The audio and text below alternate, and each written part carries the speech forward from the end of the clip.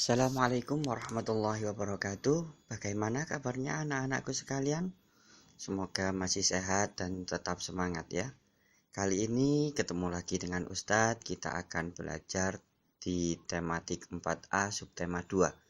Pembahasan terkait tentang bahasa Indonesia.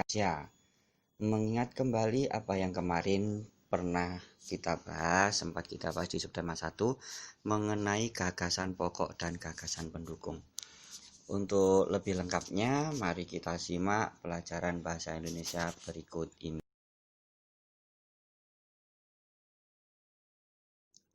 Iya, seperti yang kalian pahami sebelumnya bahwasanya gagasan pokok adalah kalimat utama yang terdapat pada suatu paragraf. Dan gagasan pendukung adalah kalimat yang menjelaskan tentang isi sebuah paragraf. Untuk memahami gagasan pokok dan gagasan pendukung akan lebih mudah kita pahami jika disusun dalam bentuk diagram. Silakan dilihat diagram pada tayangan berikut ini.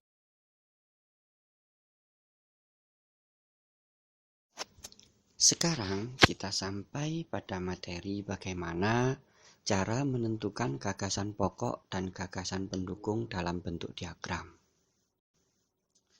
Yang perlu kita lakukan, hal yang pertama adalah bacalah paragraf dengan seksama. Selanjutnya, cermatilah kalimat pertama hingga kalimat terakhir. Yang ketiga, tentukan gagasan pokok dan gagasan pendukung paragraf. Untuk menentukan gagasan pokok dan gagasan pendukung, bagaimana caranya? Bisa dilihat pada poin nomor 4. Gagasan pokok adalah bagian inti atau kata kunci yang terdapat pada kalimat utama. Gagasan pokok disebut juga sebagai ide pokok atau pokok pikiran. Gagasan pokok itu dapat ditulis di bagian depan atau tengah kalimat. Ingat ya, di bagian depan atau tengah kalimat. Nah, sekarang untuk menentukan gagasan pendukung. Apa itu gagasan pendukung? Gagasan pendukung adalah cabang-cabang dari gagasan pokok atau dimaksudkan gagasan yang menjadi penjelas atau menjelaskan sebuah gagasan pokok. Gagasan pendukung itu dapat ditulis sebelum atau sesudah gagasan pokok. Nah, itu adalah cara untuk menentukan gagasan pokok dan gagasan pendukung. Diagramnya sekarang yang kalian lihat. Bagaimana anak-anak? Sudah jelas atau tambah bingung? Kalau sudah jelas, alhamdulillah. Kalau masih bingung, mari kita lanjutkan pada tayangan berikutnya. Tayangan berikutnya akan membahas cara menyusun gagasan pokok menjadi paragraf. Bisa dilihat di layar, ada sebuah diagram tangga. Yang nomor 1 itu adalah gagasan pokok, yang tadi disebut juga ide pokok atau pokok pikiran. Selanjutnya, yang kedua adalah gagasan pendukung. Gagasan pendukung itu pastinya terdapat lebih dari satu gagasan. Dan yang ketiga, gagasan pokok disusun menjadi kalimat, dan gagasan pendukung juga disusun menjadi sebuah kalimat. Pada proses akhir, kalimat dari susunan gagasan pokok dan gagasan pendukung dirangkai menjadi sebuah paragraf. Bagaimana untuk menemukan? Mari kita lanjutkan. Setelah mengetahui bagaimana proses menyusun sebuah gagasan pokok hingga menjadi sebuah paragraf, kini kita lihat contoh bagaimana membuat sebuah paragraf dari susunan gagasan pokok dan gagasan pendukung. Pada nomor 1 bisa dilihat itu adalah gagasan pokok, sudah kami kasih keterangan ya di pojok atas. Gagasan pokok yang di nomor 1 berbunyi Indonesia memiliki berbagai bahasa daerah. Selanjutnya di nomor 2, 3, dan 4 itu adalah gagasan pendukung. Gagasan pendukung yang nomor 2, keragaman bahasa tidak memecah belah bangsa. Selanjutnya, gagasan pendukungnya, bangsa Indonesia tetap menjaga persatuan dan kesatuan. Dan yang keempat, bahasa Indonesia mempersatukan bangsa Indonesia. Dari contoh-contoh tersebut, bagaimana jadinya jika disusun menjadi sebuah paragraf?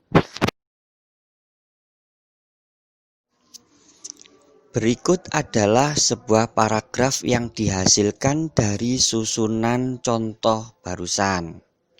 Tadi gagasan pokoknya adalah Indonesia memiliki berbagai bahasa daerah. Pada paragraf kali ini bisa kalian amati, ada di kalimat yang pertama atau yang paling depan pada paragraf ini, yaitu Indonesia memiliki berbagai bahasa daerah, dilanjutkan misalnya bahasa Batak, bahasa Jawa, dan bahasa Sunda. Kalimat selanjutnya itu adalah susunan dari gagasan pendukung atau disebut juga sebagai kalimat penjelas. Gagasan pendukung yang kedua yaitu keragaman bahasa tidak memecah belah bangsa. Ketika sudah disusun menjadi kalimat, akan berbunyi seperti kalimat kedua pada paragraf kali ini. Setelah titik, keragaman bahasa di Indonesia tidak membuat bangsa Indonesia terpecah belah. Kalimat ini merupakan susunan dari gagasan pendukung yang ada di contoh nomor 2. Selanjutnya, kalimat yang ketiga berbunyi, bangsa Indonesia tetap menjaga persatuan dan kesatuan. Ini juga merupakan kalimat yang ada pada gagasan pendukung di nomor 3 pada contoh.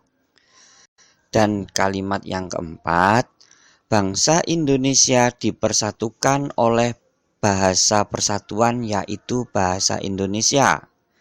Tadi pada contoh gagasan pendukung yang di nomor 4, bahasa Indonesia mempersatukan bangsa Indonesia. Nah, bagaimana anak-anak untuk menentukan gagasan pokok dan gagasan pendukung? Sangat mudah kan? Saya yakin kalian semuanya pasti bisa.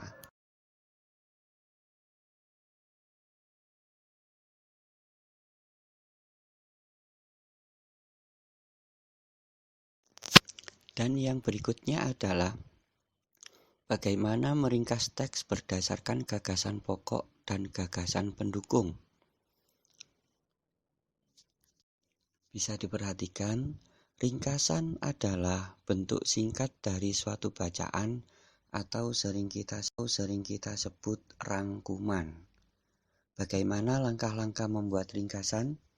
Cara yang pertama, membaca bacaan dengan cermat.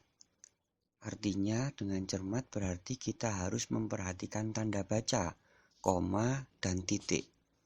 Yang kedua, mencatat gagasan utama atau hal penting dalam bacaan.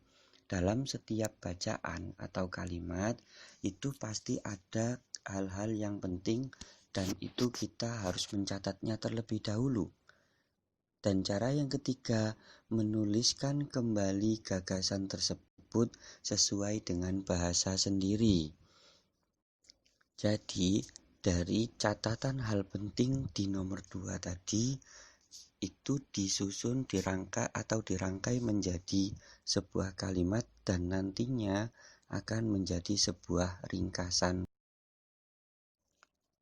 Demikian penjelasan singkat mengenai bagaimana cara menentukan gagasan pokok dan gagasan pendukung dari sebuah bacaan atau paragraf, dan juga bagaimana cara meringkas sebuah bacaan.